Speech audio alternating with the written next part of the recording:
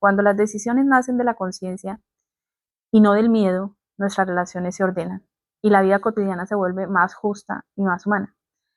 Cada vez que actuamos desde ese lugar, con calma, con sentido, podemos ver que algo cambia a nuestro alrededor. Y eso también es ejercer poder.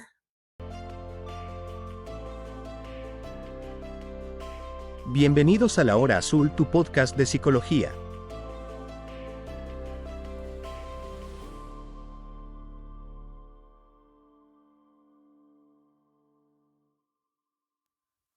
Hola, un saludo cordial para todos. Muchas gracias por estar aquí. Bienvenidos nuevamente a La Hora Azul. Estaba un poquito perdida, estaba un poco delicada de salud, pero bueno, aquí estamos con todo el ánimo del mundo de hacer reflexión, de generar conversación, cuestionamientos. Y bueno, hoy lo que quiero, lo que quiero andar es lo que significa reinar en nuestra propia vida. Cada vez que comprendemos cómo nos relacionamos con el poder, también comprendemos cómo nos relacionamos con los demás. ¿Qué imagen nos viene cuando escuchamos la palabra rey o reino? Quizás nos viene esa figura de como una persona con una corona en una posición de poder, de autoridad, que tiene de cierta manera con nosotros cierta distancia. Sea cual sea esa imagen, ya dice algo de nuestra historia con el poder. Y es que cada cultura ha contado con su versión. El rey entonces sostiene la armonía entre las partes que somos, cuerpo, mente, vínculos, historia, entre otras. Y además conviene aquí en este punto entonces analizar qué impacto tiene nuestro propio orden interior en la gente que nos rodea, en las conversaciones que construimos alrededor de nuestro mundo, y si es posible que ese pequeño orden interior pudiera cambiar, aunque sea un poquitín, el curso de la sociedad hacia un lugar un poco más consciente y más esperanzador. Para Jung, el trabajo personal consiste en volver a ese centro, y no es nada impositivo, sino más bien una manera de escuchar cómo la vida se reorganiza cuando nosotros logramos tomar conciencia.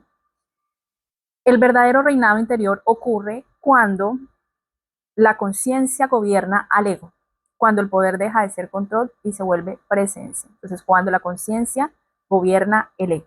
Décadas después de Jung, dos autores que son Robert Moore y Douglas Gillette retomaron la idea del rey y la llevaron a otro terreno, un poco más contemporáneo. En su libro Rey, Guerrero, Mago y Amante, arquetipos de la nueva masculinidad, hablan de 4 formas de relación que se entretejen en cada persona. Estos arquetipos, ya con el rey cierro mis episodios en cuanto a la energía masculina.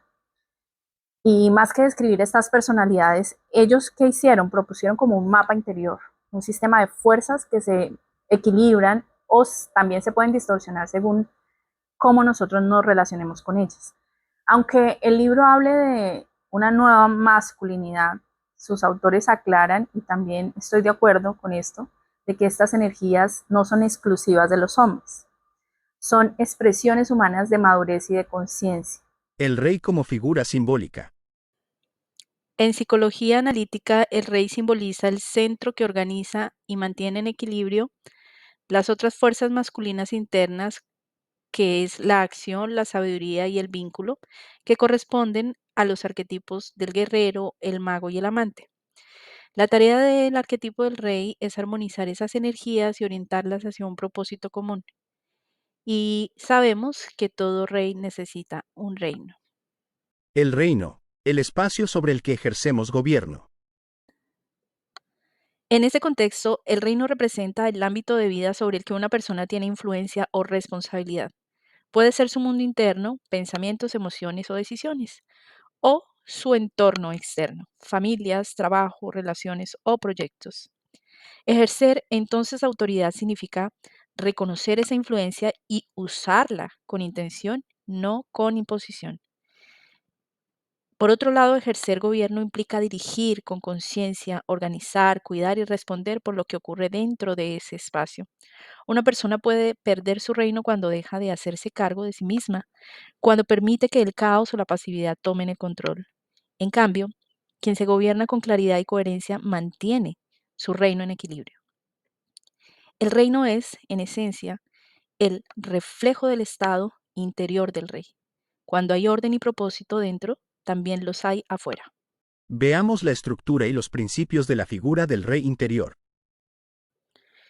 Primero, el orden, como estructura y dirección. El rey establece orden para que la vida funcione. Ordena, no controla, sino da a cada cosa su lugar y propósito.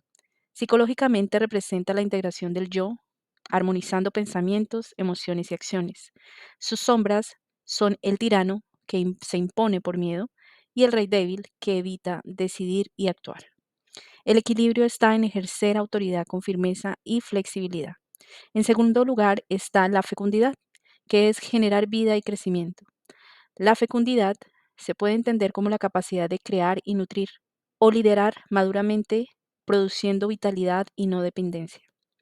Surge además cuando la persona actúa desde su sentido común, generando desarrollo y bienestar a su alrededor. Se distorsiona en dos formas.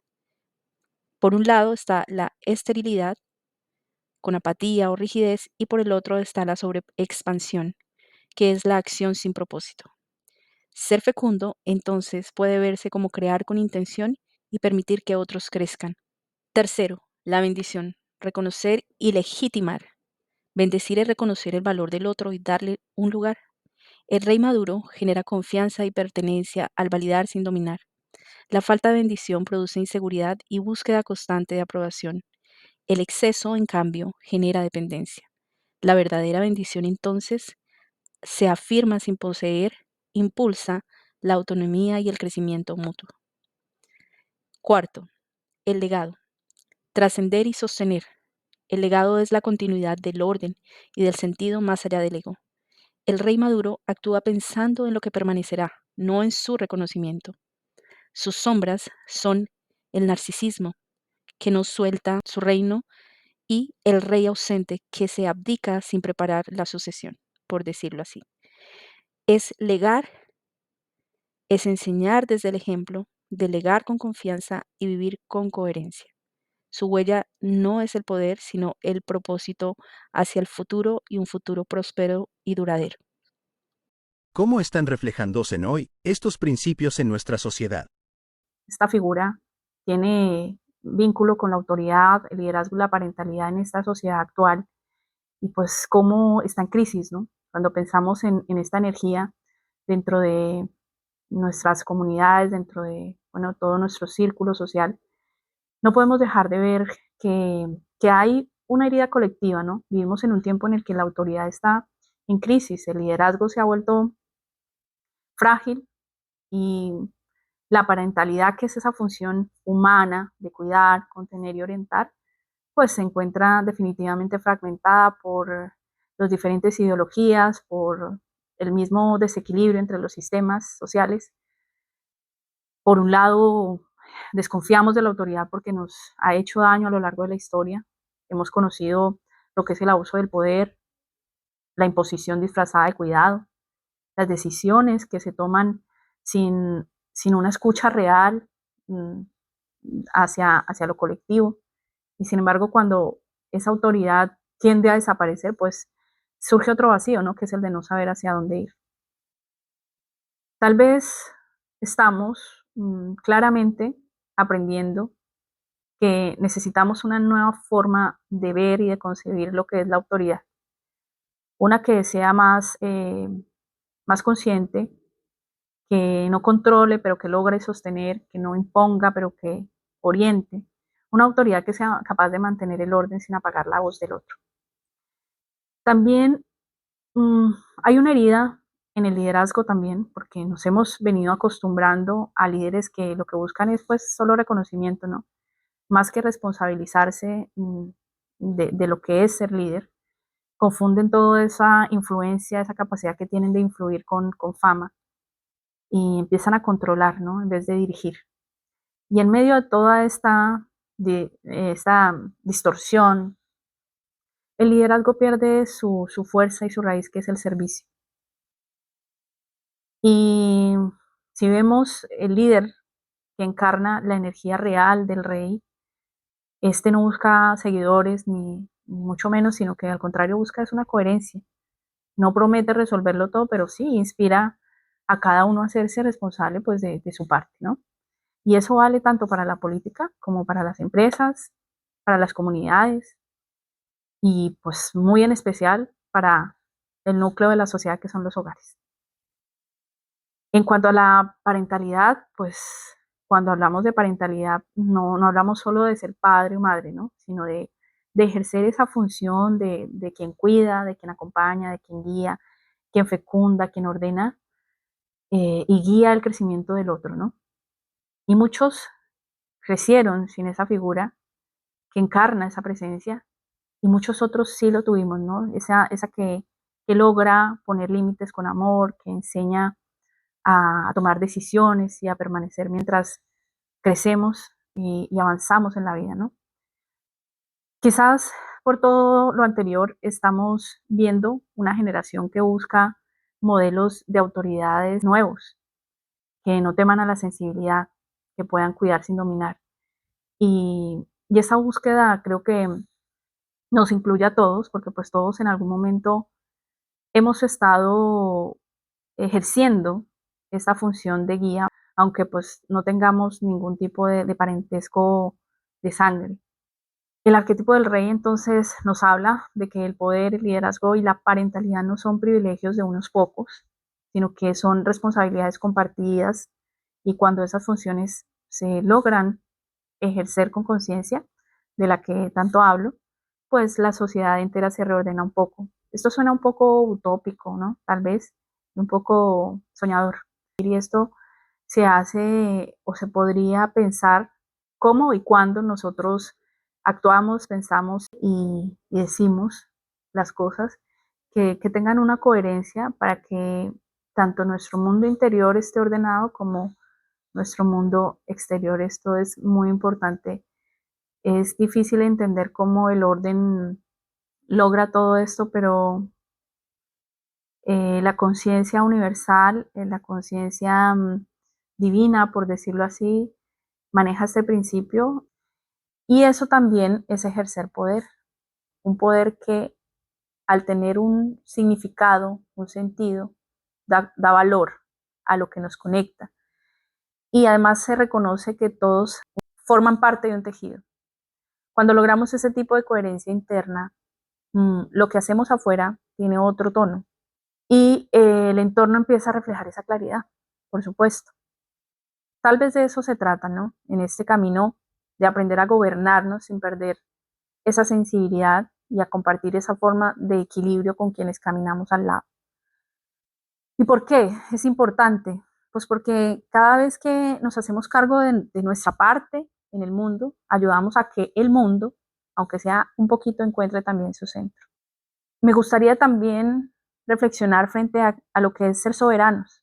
Y es que ser soberanos, reyes de nuestro reino, de nuestro interior, de nuestro entorno, es como siempre un trabajo que implica, entre otras cosas, entonces lograr integrar la soberanía para estar presentes, orden para dar espacio a cada parte de nuestra existencia, bendición para reconocer el valor de lo que nos acompaña y fecundidad.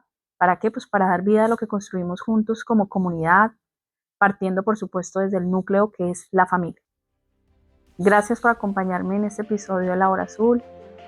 Lo que compartimos aquí es una pequeña invitación a decir sí al autoconocimiento y al poder que todos tenemos de cambiar, ¿no? Y de crecer para generar un bien común. Si lo poquito compartido aquí te gustó, compártelo, coméntalo, intenta también integrarlo a tu persona, practicarlo, porque pues de eso se trata, ¿no? Este espacio, de construir puntos de vista desde la reflexión. Y bueno, pues nada, hasta el próximo encuentro, gracias nuevamente y les envío un fuerte y caluroso abrazo. Bye bye. Integrar las energías de la masculinidad en nuestra persona no es algo que sea propio solo de los hombres, Es una responsabilidad que tenemos todos como individuos, como padres de familia, como hijos, como amigos, como actores activos de nuestro entorno. Hacerlo puede que nos lleve a equilibrar los sistemas sociales y a gobernar de forma más congruente todos esos espacios.